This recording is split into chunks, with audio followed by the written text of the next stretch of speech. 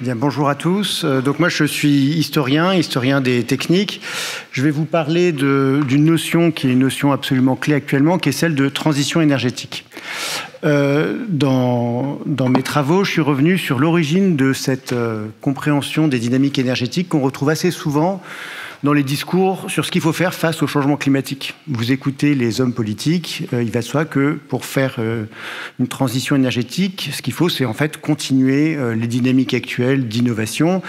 Vous avez souvent ce genre de discours quand on entend parler de nouvelle révolution industrielle. Je ne sais pas si vous avez remarqué, mais il y a souvent cette expression. Qu'est-ce que c'est que la transition énergétique? En fait, c'est une nouvelle révolution industrielle. On retrouve ça chez Jeremy Rifkin, par exemple. On retrouve ça chez Agnès Pannier-Runacher, l'ancienne ministre de la transition énergétique. On retrouvait ça aussi chez Jeremy Rifkin, qui était un des gourous de l'hydrogène dans les années 90, qui disait, voilà, il y a eu deux révolutions industrielles. La première du charbon, la deuxième, c'était le pétrole, la troisième, ça sera l'hydrogène. Donc moi, ce qui m'intéresse, c'est de voir comment cette vision de l'histoire a émergé et comment elle influe sur notre manière de concevoir le futur. Parce que l'idée de transition énergétique, c'est le futur des politiciens, c'est le futur des gourous de l'hydrogène, c'est aussi le futur des experts sur ces questions.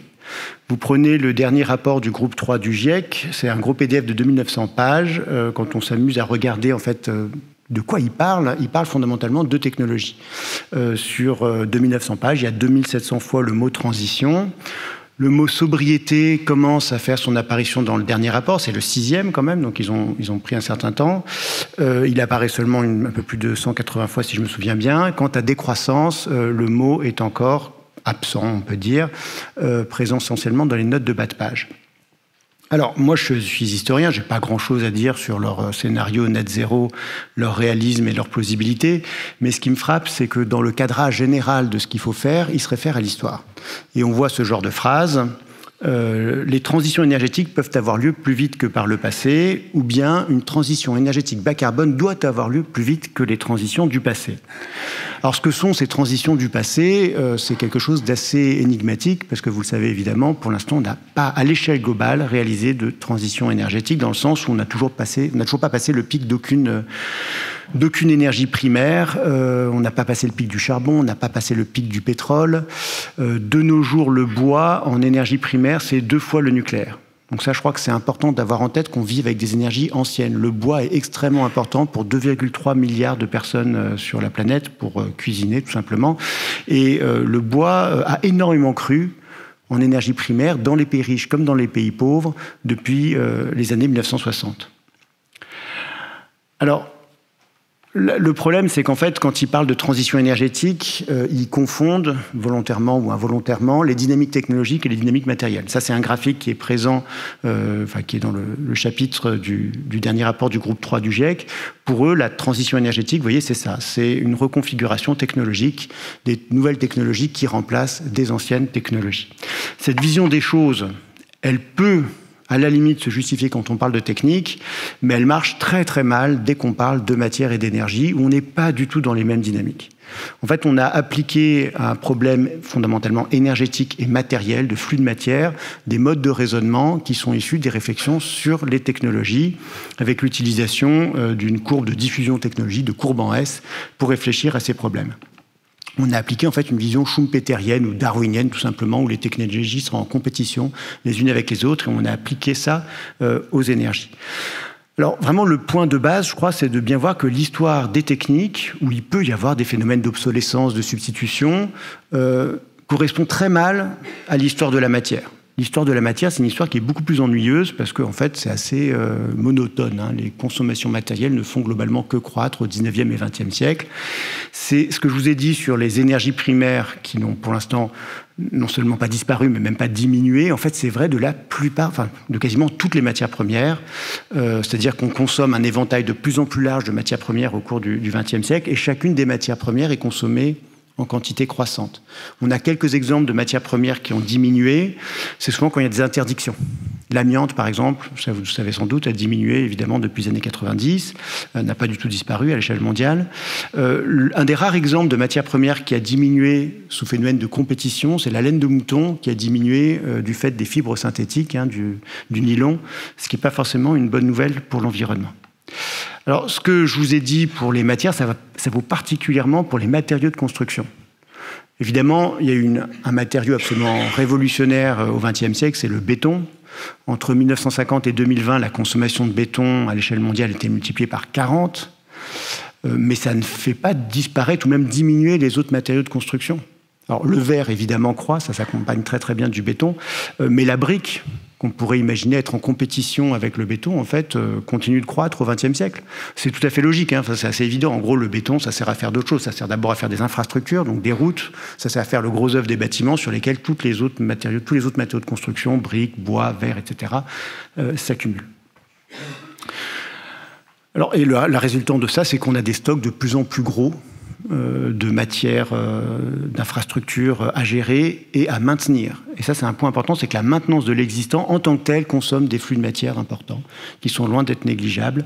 On n'a pas de chiffres très précis, c'est difficile de se faire une idée, mais par exemple, en France, un peu plus, c'est des chiffres de l'ADEME, plus d'un tiers du ciment part dans les infrastructures, alors qu'on a déjà l'essentiel de notre réseau routier. Donc il y a tout un aspect de maintenance, de upgrading aussi des routes qui consomment beaucoup de flux de matière, et donc qui émet aussi beaucoup de CO2 d'ailleurs.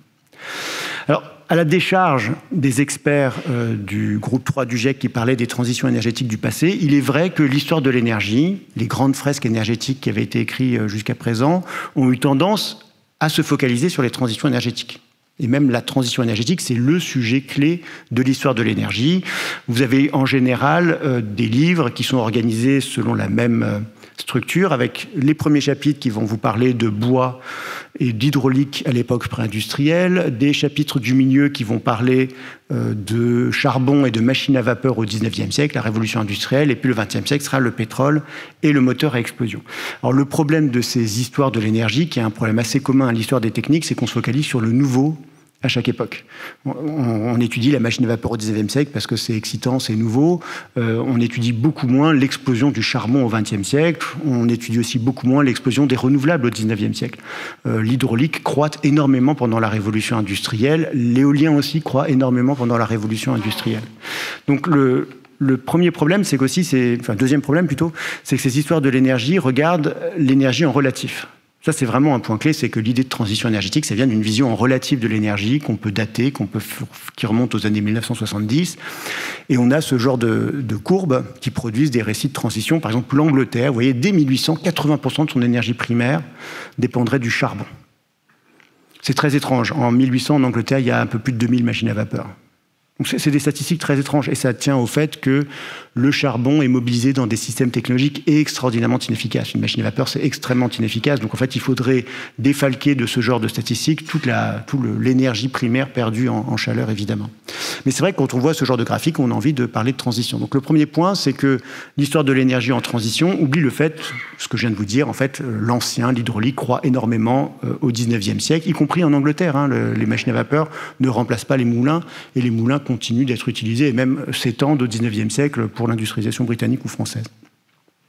Donc l'hydraulique croît au 19e siècle, avant même l'hydroélectricité. L'éolien, vous voyez, c'est des millions d'éoliennes en fait, qui sont installées au 19e siècle, en particulier aux États-Unis, qui ont un rôle historique fondamental. Ça a permis de pomper l'eau dans les grandes plaines du Midwest et donc de mettre en culture d'immenses espaces agricoles, ce qui a un impact historique gigantesque en fait, quand on y réfléchit. Peut-être plus important que la machine à vapeur et le métier à tisser. Et pour autant, quand on parle de révolution industrielle, on va se focaliser sur la machine à vapeur et le métier à tisser et pas sur l'éolien et la production agricole. La force musculaire aussi croît énormément au 19e et au 20e siècle. Il y a de plus en plus d'humains, ils sont de mieux en mieux nourris et ils utilisent des machines beaucoup plus efficaces qui mobilisent la force musculaire humaine. Le dernier point qui pose problème dans cette histoire de l'énergie, c'est qu'ils prennent pour argent comptant les catégories statistiques. Donc ça, c'est un graphique qui est très influent, qui est tiré du livre de Anthony Wrigley, qui a écrit le livre classique sur la révolution industrielle et l'énergie. Vous voyez que, selon lui, je ne sais pas si ça marche, non ? Si le charbon explose évidemment au 19e siècle, ça c'est pas très surprenant, mais en gris foncé, vous avez le bois de feu. Et le bois de feu aurait entièrement disparu d'Angleterre dès les années 1850. Et c'est vrai que les Anglais ne font plus de sidérurgie au bois à ce moment-là et se chauffent majoritairement avec du charbon. Alors, c'est une vision de ce que c'est que le bois énergie, parce que quand on y réfléchit, en fait, le charbon dépendait étroitement du bois. L'Angleterre, en 1900, consomme chaque année 4,5 millions de mètres cubes d'étais en bois pour extraire du charbon. L'Angleterre, en 1750-1800, consommait 3,5 millions de mètres cubes de bois de feu. Donc en fait, rien que pour produire de l'énergie, l'Angleterre industrielle consomme beaucoup plus de bois que l'Angleterre pré-industrielle. Je dis beaucoup plus parce que c'est du bois d'œuvre. Et donc ça nécessite des espaces forestiers beaucoup plus importants. Donc l'Angleterre industrielle consomme 6-7 fois plus d'espace, ou dépend de 6 à 7 fois plus d'espaces forestiers que l'Angleterre pré-industrielle qui se chauffait au bois. Le bois des étais, c'est ça, quoi. C'est des millions en fait, de mètres cubes. Ça, c'est le port de Cardiff en 1936 qui sert à accueillir les étais qui viennent en grande partie des Landes, hein, d'ailleurs, dans le sud-ouest de la France. C'est la plantation des Landes qui sert en grande partie à boiser les mines anglaises. Les grandes technologies de la révolution industrielle, par exemple le chemin de fer, consomment énormément de bois.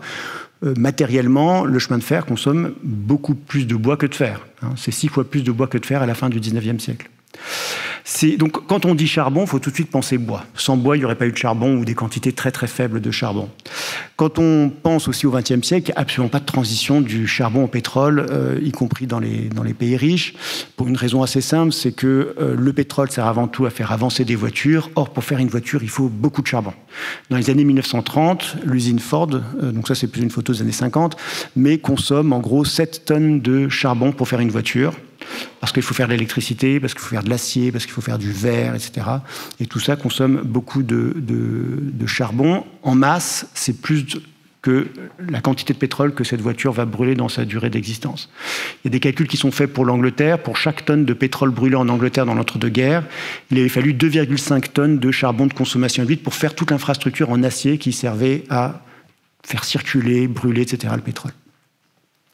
Puis une fois que vous avez du pétrole, le charbon se met à coûter beaucoup moins cher parce qu'il est beaucoup plus facile à vendre, hein, et beaucoup plus facile à diffuser avec la révolution technologique que représente le camion à benne-le-ventre, genre de techniques qui ne sont pas vraiment dans les histoires des techniques, mais qui sont hyper importantes pour le monde économique. Et puis une fois que vous avez du pétrole, vous avez aussi beaucoup plus de bois-énergie. Une des très grandes révolutions, transformations du mix énergétique mondial depuis les années 1960, c'est l'explosion du bois-énergie dans les pays pauvres, et en particulier du charbon de bois. Le charbon de bois, qui est souvent étudié plutôt comme une énergie pré-industrielle, en fait, sa consommation a été multipliée par 6 en Afrique subsaharienne. C'est la première fois dans l'histoire de l'humanité qu'on a des villes de plus de 10 millions d'habitants qui cuisinent au charbon de bois. Kinshasa consomme chaque année 2,3 millions de tonnes de charbon de bois. Paris, en 1860, qui était probablement la ville qui consommait le plus de charbon de bois au monde, c'est seulement 100 000 tonnes par an. Toute la sidérurgie française, c'était 300 000 tonnes de charbon de bois par an. Voilà. Et c'est possible évidemment parce qu'il y a des camions qui peuvent amener le charbon de bois par sac dans ces grandes villes. Alors, une fois qu'on raconte l'histoire de l'énergie comme ça, on se dit pourquoi la notion de transition énergétique s'est autant imposée. Alors, le premier point qu'il faut avoir en tête, c'est que c'est une notion récente. Pendant longtemps, les experts qui ont parlé d'énergie ne parlaient absolument pas de transition énergétique et ils voyaient plutôt le futur de l'énergie comme ça. Ça, c'est une futurologie des années 70 faite par un promoteur du solaire aux États-Unis. Pour lui, tout va croître. Le futur énergétique est un présent agrandi. Il y a de la place pour tout le monde. Il y a de la place pour le solaire, il y a de la place pour le nucléaire, il y a de la place pour l'hydraulique, il y a de la place pour le charbon. Les premiers à parler de transition énergétique, c'est un petit groupe de savants qui sont des anciens du projet Manhattan, des savants atomistes, qui en fait veulent montrer que ce qu'ils ont inventé pendant la guerre, c'est pas simplement un outil de destruction épouvantable, c'est aussi ce qui va permettre la survie de la civilisation industrielle à long terme. Le premier à employer l'expression de transition énergétique, c'est ce monsieur, Harrison Brown. Et d'ailleurs, transition énergétique, au départ, c'est un terme de physique nucléaire. C'est un électron qui change d'état autour de son noyau et Harrison Brown recycle ce terme de physique nucléaire pour parler du futur de l'énergie. Ce futur de l'énergie, c'est un futur qui se joue à long terme. Ça, ce sont des graphiques assez célèbres de Marion King Hubbert, le théoricien du pic pétrolier, qui travaille en fait pour l'Atomic Energy Commission américaine, qui est un lobbyiste de l'AEC en quelque sorte, et qui explique que la transition énergétique aux États-Unis aura lieu quelque part dans les années entre 2020 et 2050, en gros. Le nucléaire l'emportera largement. Mais à l'échelle mondiale, je ne sais pas si vous voyez le graphique du bas, il sait très bien qu'il y a énormément de charbon. Et donc la transition énergétique à l'échelle mondiale, elle aura lieu plutôt dans 3 ou 4 siècles, au 23e ou 24e siècle. Et donc la chose étrange, c'est qu'au fond, on ait recyclé une futurologie qui vient de savants atomistes, qui réfléchissent à la fin des fossiles et à l'évolution du mix énergétique mondial à l'horizon de 3 ou 4 siècles pour réfléchir au changement climatique. Alors que le problème n'avait absolument rien à voir. Là, la transition énergétique, faut pas la faire en 3 ou 4 siècles, mais il faut la faire en 3 ou 4 décennies. Il faut la faire aussi alors que les fossiles sont encore abondants. Parce que la transition énergétique pour les savants atomistes, elle aurait lieu par la force des choses, tout simplement parce qu'il y aurait de moins en moins de charbon, et donc le charbon finirait par coûter cher, et l'atome serait forcément compétitif et mangerait tous les marchés du charbon.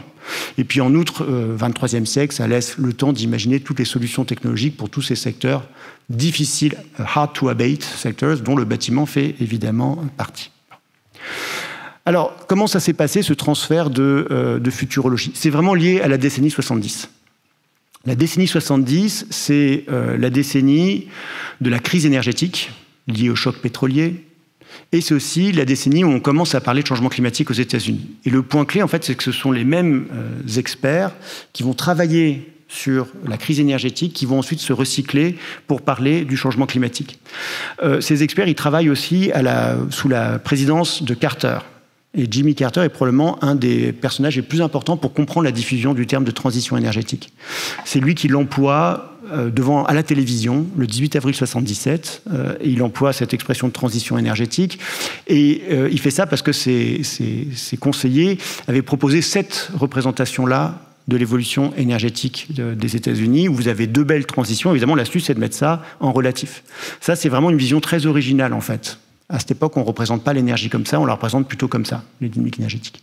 Et là, évidemment, l'idée de transition est beaucoup moins flagrante. Alors, quand je dis que ce sont les mêmes experts qui travaillent sur les deux, un bon exemple, c'est William Nordhaus. Vous avez sans doute entendu parler, c'est le prix Nobel d'économie en 2018 pour ses travaux sur le changement climatique. C'est le premier économiste à travailler sur le climat, en fait. Nordhaus, en 1973, fait un article sur la crise énergétique et il dit, bon, le pétrole coûte de plus en plus cher, est-ce que ça veut dire qu'il faut faire des économies? Ah ben non, surtout pas. Au contraire, c'est maintenant qu'il faut sortir le pétrole tant qu'il vaut cher. Parce qu'à la fin du XXe siècle, on aura le surgénérateur nucléaire, Superphénix en France, on aura le surgénérateur nucléaire et alors on n'aura plus besoin en fait des combustibles fossiles. Et donc ça va dévaloriser les combustibles fossiles. Donc si vous voulez maximiser la valeur actuelle nette des fossiles qui sont sous le sol, il faut les sortir maintenant tant qu'ils ont encore de l'importance. 2 ans plus tard, il fait le premier article sur le changement climatique, le premier article d'un économiste sur le changement climatique, et il dit, il y a effectivement de l'effet de serre. Est-ce que ça veut dire qu'il faut faire des efforts de réduction tout de suite des consommations de fossiles? Certainement pas, parce que d'ici l'an 2000, on aura le surgénérateur nucléaire et ce sera tellement plus facile de faire la transition énergétique. Donc vraiment, la transition énergétique circule dans ce milieu des experts qui d'abord réfléchissent à la crise énergétique et ensuite travaillent sur le changement climatique et qui vont recycler exactement les mêmes visions et les mêmes théories, si vous voulez, du problème. Alors que c'était 2 problèmes, une fois encore, qui n'avaient rien à voir. La transition énergétique aussi a beaucoup de succès auprès des firmes pétrolières dans les années 80. Le chef de la R&D d'Exxon en 1982 fait un discours devant des climatologues américains et il dit effectivement il y a des effets de serre, ça c'est pas très intéressant, c'est la vieille physique. Ce qui est intéressant, c'est qu'est-ce qui va arriver plus vite, la catastrophe climatique ou la transition énergétique. Et il commence à reprendre et à diffuser cette histoire de l'énergie fallacieuse en disant, voilà, l'histoire de l'énergie, c'est marqué par de grands basculements, de grandes transitions. Ces transitions, ça prend 50 ans, en général. Et 50 ans, a priori, la catastrophe climatique, elle aura lieu après les années 2050. Donc, ça passe. Voilà. Et vraiment, cette vision de la transition, ça prend 50 ans, ça devient une boîte noire dans le discours américain des années 70-80. Ça repose sur le fait que, en gros, la durée de vie d'une centrale thermique à charbon, c'est 50 ans. Vous êtes bien d'accord qu'entre fermer une centrale thermique à charbon et fermer toutes les centrales thermiques à charbon, il y a un grand pas. Et entre fermer toutes les centrales thermiques à charbon et sortir des fossiles, il y a encore un très, très grand pas. Voilà. Alors, le succès aussi de la transition énergétique vient tout simplement de la mainmise des États-Unis sur l'expertise, sur ces questions dans les années 80-90. Je pense qu'une des raisons de l'obsession sur les questions technologiques et de transition énergétique dans l'expertise, ça tient au fait que quand on crée le GIEC, donc en 1988, au sein du GIEC, il y a 3 groupes. Donc le premier groupe s'occupe de climatologie, le deuxième groupe s'occupe des impacts, et le troisième groupe s'occupe des solutions. Les présidents du groupe 2 et du groupe 3 sont tous les deux climato-sceptiques. Bizarre. Le président du groupe 3, c'est ce monsieur, Robert Einstein, qui est aussi le représentant des États-Unis pour les négociations à Rio en 1992. Et donc, il prend ses ordres auprès de John Sununu, qui est le chef de cabinet de George Bush, père. Et il a rendu compte des conversations qu'il avait avec John Sununu. Et John Sununu lui dit, bon, alors, qu'est-ce qu'on fait avec cette affaire de changement climatique? Il y a une convention qui va sans doute être signée à Rio en 92. Qu'est-ce qu'il faut dire? Alors, déjà, tu ne t'engages pas sur des cibles d'émissions. Hors de question que les États-Unis s'engagent par un traité international à réduire leurs émissions de CO2. Parce qu'en fait, c'est lié à leur politique énergétique qui est un truc complètement souverain. Deuxièmement, hors de question que les États-Unis donnent de l'argent aux pays pauvres. C'est ça, en fait, que tout le monde veut. C'est hors de question qu'on accepte ces transferts financiers. Donc, no money, no target. Et il lui dit texto, play the technology card. Joue la carte technologique. Et donc, ça fait entièrement sens pour les États-Unis, en 91, 92, au moment de Rio, à un moment où ils sont de loin les premiers émetteurs. À ce moment-là, la Chine n'a pas encore connu son explosion économique. C'est aussi la première puissance économique, c'est aussi la première puissance technologique. Ça fait entièrement sens de faire miroiter des solutions technologiques à la question du changement climatique. Donc on arrive au résultat que maintenant on est un peu face au mur, quoi. C'est-à-dire il faudrait suivre la courbe bleue et on est plutôt sur la courbe rouge. Ça, c'est les graphiques du dernier rapport du groupe 3 du GIEC.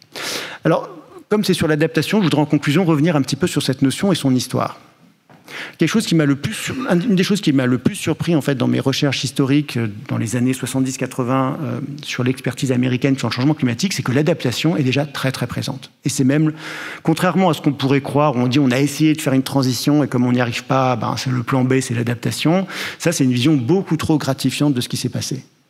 En vérité, à la fin des années 70, il y a des modèles énergétiques globaux qui montrent qu'on ne va pas sortir des fossiles en 50 ans. Ce n'est pas vrai. Il y a en plus une croissance énorme en Asie, en Chine en particulier, et on sait très bien que le charbon va continuer de croître au moins jusque dans les années 2020-2030. C'est des estimations qui sont faites dans les années 80 aux États-Unis.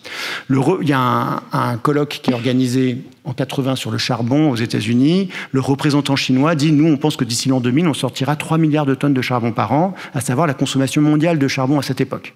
Donc il y a une claire conscience du fait qu'on va aller vers de plus en plus de fossiles dans les décennies qui viennent. Et donc en fait, la question clé, c'est l'adaptation. Et dès 1976, il y a un rapport, un colloque qui se tient à Washington, qui s'appelle Living with Climate Change, qui est organisé par un think tank proche de la Maison-Blanche. Vous voyez, la question clé, c'est déjà vivre avec le changement climatique. Et vu que je suis avec des spécialistes du bâtiment, je voulais mentionner le fait que dans ce colloque, une des interventions les plus intéressantes, c'était un ingénieur en bâtiment qui explique que ce qui risque de coûter cher, c'est la rétractation des sols argileux. Parce que ça fait des fissures dans les bâtiments. En 1976. Alors moi, je ne suis pas du tout expert de ça, mais j'ai appris ce genre de problème dans les années 2010, je dirais un truc comme ça, quoi. Donc voilà, il y a une sorte d'assez claire conscience du fait que ça va coûter cher, mais en fait, ce n'est pas grave pour les États-Unis. Il y a une très forte confiance dans notre capacité à s'adapter. Pour les pays riches, j'entends. Je parle, le nous, là, c'est les États-Unis. En gros, le secteur qui est impacté, c'est l'agriculture. Mais à l'échelle des États-Unis, un vaste territoire, on pourra toujours produire ce qu'il faut de grains pour nourrir la population. Il y aura bien un endroit où on pourra produire. Donc il y a une très forte confiance aussi dans l'adaptation technologique. On fera des OGM. À l'époque, c'était la technologie salvatrice, c'était les OGM pour l'adaptation. Et le point clé, en fait, c'est que autant la transition semblait conjurer des images de Gosplan, l'État très, très puissant, qui va organiser un basculement hyper rapide de toutes les infrastructures. Et ça, c'est pas très à la mode dans les États-Unis de Reagan, pour dire les choses simplement. Et ce qui est à la mode, par contre, c'est une vision en fait, où chaque individu est responsable de lui-même, de son futur, de son adaptation. Et donc, si l'adaptation a aussi autant de succès dans les cénacles américains des années 80, c'est parce que ça correspond beaucoup mieux à cette idéologie économique où c'est les individus qui vont s'adapter. C'est beaucoup plus simple d'imaginer l'adaptation de chaque individu en fonction de ses circonstances, en fonction du lieu, on sera tous impactés différemment, etc. Et il faut laisser faire l'ingéniosité individuelle et finalement cette incitation individuelle à l'adaptation. Voilà, je vais conclure en disant deux choses. La transition énergétique est une notion scientifiquement étrange. On ne passe pas d'une énergie à une autre. C'est beaucoup plus compliqué. Les énergies sont profondément intriquées, profondément entremêlées. C'est une notion politiquement et scientifiquement étrange, qui politiquement a eu des effets plutôt de procrastination. C'est-à-dire on a souvent invoqué la transition en disant bon, on fera ça plus tard, et on continue de le faire en ce moment. Pensez à l'aviation, pensez, je sais pas, à l'industrie du ciment, pensez à tout plein de secteurs qui vont être très très très durs à décarboner, où les invocations des solutions technologiques sont des manières de pas faire trop d'efforts sur les niveaux de consommation, évidemment. Donc la transition énergétique projette un passé qui n'existe pas sur un futur qui reste encore largement fantomatique. Je vous remercie pour votre attention. Merci beaucoup, Jean-Baptiste.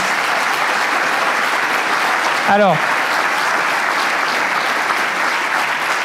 juste avant de profiter de la pause déjeuner bien méritée pour tous les participants, on va quand même profiter de votre présence pour prendre quelques questions, peut-être dans la salle, ou des remarques.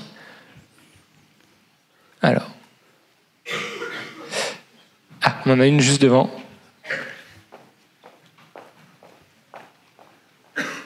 On vous écoute. Moi, je vous entends. Pour cette magnifique présentation. Moi, j'ai une question, c'est quand est-ce qu'est apparue la notion de... Il y a deux axes dans la réduction, dans notre futur sur l'énergie. Il y a la décarbonation d'une part et la réduction des consommations d'autre part, qui sont deux axes finalement complémentaires mais quand même distincts. Est-ce qu'il y a eu cette distinction-là par le passé et quand est-ce qu'elle est apparue ? Alors, la question de la demande, moi j'ai bien étudié en fait les différents rapports successifs du groupe 3 du GIEC. La question de la demande, elle apparaît assez tôt, mais elle est archi marginale. Donc vous prenez demand management, c'est vraiment tout à fait minoritaire par rapport à toutes ces questions de transition technologique. Donc je pense qu'elle est là depuis le début, c'est-à-dire on sait très bien que pour réduire les émissions, une solution assez simple, ce serait quand même de réduire plein de consommation matérielle, hein, c'est tout à fait évident, mais c'est le genre de choses qui n'a pas encore été vraiment pris à bras-le-corps scientifiquement en fait. C'est ça qui est étrange. C'est la première fois en 2024, avril 2024, qu'il y a eu un papier qui a appliqué ce qu'on appelle les Integrated Assessment Models. En gros, c'est ce que tous ces scénarios net zéro, c'est fait par une discipline où on utilise des modèles énergétiques, économiques, etc., pour modéliser des scénarios de neutralité carbone. C'est la première fois que on utilise un modèle comme ça qui intègre des hypothèses de décroissance. C'était en avril 2024. Et pourtant, des modélisations, en fait, on en fait depuis les années 70. Donc c'est sûr qu'il y a eu un retard à l'allumage énorme sur cette question de la réduction de la consommation qui n'a pas encore été vraiment étudiée sérieusement, et donc ça a été cantonné à un peu des utopies militantes, décroissantes, etc. Alors que c'est une question sérieuse qu'il faut vraiment étudier vraiment très très concrètement, quoi. Voilà. Et alors ce modèle, ils l'ont fait que pour un pays, que pour l'Australie, pour l'instant. Ce qui est bizarre, c'est que autant l'expertise refuse de faire ça, ou commence à peine à le faire, alors que dans les COP, de quoi on parle ? On parle de ça. C'est une question clé, la convergence économique quand même. Le fait que les pays riches ont déjà largement épuisé leur crédit carbone, etc., des 2 degrés. Vous voyez ? C'est vraiment bizarre. Merci. Et on aura une dernière question juste devant. Alors, 2 dernières questions. Une là, une là. Allez-y. Merci beaucoup pour la présentation. Vous évoquiez le terme de sobriété, de sufficiency, qui commençait à apparaître. Autour de ce terme-là, qui, j'ai l'impression, a été de plus en plus cité ces dernières années. Est-ce que vous avez des pistes de réflexion, un travail un peu similaire ? Alors, sobriété est apparu effectivement dans un des chapitres du dernier rapport. Et d'ailleurs, c'est intéressant, c'est le chapitre sur les bâtiments. Ça a été poussé par une experte en bâtiment qui s'appelle Yamina Saeb, qui est franco-algérienne et qui regardait justement les modèles, les travaux de ses collègues modélisateurs. Elle était un peu choquée par le fait qu'ils n'envisageaient aucune convergence. C'est-à-dire qu'en gros, pour estimer les émissions du bâtiment, il faut voir la taille des bâtiments dans le futur. Donc, je donne les chiffres au hasard, je n'ai pas les chiffres exacts, hein, mais en gros, mettons qu'aux États-Unis, ça soit à peu près 60 mètres carrés par habitant, hein, les logements, et en 2050, ils auront 70. Mettons qu'en Afrique subsaharienne, ce soit 8 ou 9 mètres carrés, ils auront 10, quoi. Voilà. Et donc elle dit, non mais c'est pas possible, on ne peut pas imaginer encore une telle divergence. Et donc c'est elle qui a insisté un petit peu sur cette question de la sobriété. Elle a beaucoup poussé la question de la sobriété. Après, il est vrai que, évidemment, les experts ne sont pas idiots, ils pensaient déjà à la question de la demande. Et donc il y a plein de discours sur la demande, mais qui ne font, enfin plein, non, qui est resté tout à fait marginal en vérité. Voilà un peu mes réflexions. Je pense que cette question va forcément monter de plus en plus au fur et à mesure qu'on se rapproche de nos objectifs, de 2030, 2040, quand on aura stabilisé les émissions, mais là qu'après il faudra faire chuter très très vite pour atteindre la neutralité carbone. Je pense qu'on va être obligé d'intégrer beaucoup plus cette dimension, au moins d'un point de vue scientifique. Après, en vérité, c'est autre chose. Parfait. Eh bien, une dernière question du chat, je crois, Alexandra. Alors le chat, là je crois que c'est moi. Non, alors on a une dernière question d'Alexandra. Exactement. Dans vos travaux précédents, vous avez travaillé sur la construction du concept de changement climatique et de la conviction globale du changement climatique. Et vous avez également regardé les premières lois ou les premières réglementations, qui sont donc assez anciennes, sur justement le sujet de l'adaptation. Donc je voulais avoir votre regard d'historien sur aujourd'hui le fait qu'on relance des stratégies françaises énergie-climat, notamment sur le sujet de l'adaptation. Quel regard avez-vous sur ce que l'on a pu faire par le passé et quelles sont peut-être les choses à reproduire ou surtout à ne pas reproduire? Alors, j'avais surtout travaillé sur les règlements, en gros, ce qu'on estimait être le premier droit de l'environnement au 19e siècle, je pense que c'était ça que j'avais travaillé en thèse au départ, qui en fait servait à stabiliser plutôt les industriels dans leur capacité à produire, en fait. Sur la question de l'adaptation, j'ai pas vraiment travaillé sur l'histoire des pratiques d'adaptation. Ce qui est frappant, c'est que dans le colloque de 82 sur l'adaptation aux États-Unis, ils font venir des historiens du climat. Leroy Ladurie avait été invité, il n'avait pas pu aller parce qu'il était malade, mais vous voyez, ça fait longtemps qu'on parle de ça, quoi. Leroy Ladurie, un historien qui est décédé récemment, qui était très âgé, en 82, il était déjà impliqué dans des questions sur l'adaptation au changement climatique. Et en fait, les collègues historiens ont eu tendance à raconter des histoires d'adaptation. Voilà. Il y a déjà eu des changements climatiques, les sociétés se sont adaptées, regardez le petit âge glaciaire, les Allemands, au lieu de faire du vin, sont mis à faire de la bière, etc.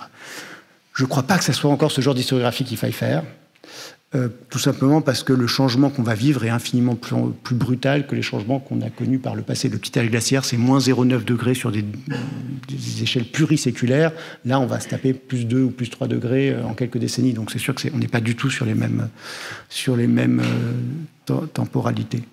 Voilà. Et puis l'adaptation, elle s'est faite dans un moment où il n'y avait pas tant de frontières que ça, où les frontières étaient beaucoup moins... C'est quelque chose de beaucoup moins important. Parce qu'un des aspects qui m'a aussi vraiment choqué dans ces questions sur l'adaptation, c'est le cynisme. Parce que autant pour les Américains, pour les États-Unis, oui, les experts sont assez formels, on peut encaisser plus 3 degrés, mais ils le disent bien, pour les pays pauvres, une des formes d'adaptation individuelle de l'individu néolibéral, ça va être la migration. Parce que pour optimiser son destin économique, il faudra aller ailleurs, quoi. Voilà. Donc je crois que c'est important de voir, moi ce qui me semble important, c'est qu'en fait, on raisonne encore un peu dans les mêmes paramètres. Il n'y a pas une telle transformation fondamentale de nos cadres intellectuels. Quand je lis les travaux américains des années 80, je vois des gens qui parlent de manière assez froide, distanciée et cynique des problèmes. Mais on est encore, à mon avis, dans ce cadre-là. À la fois, on fantasme sur une transition hyper rapide, et on est encore assez confiant sur la capacité, au moins, des pays riches à s'adapter, quoi.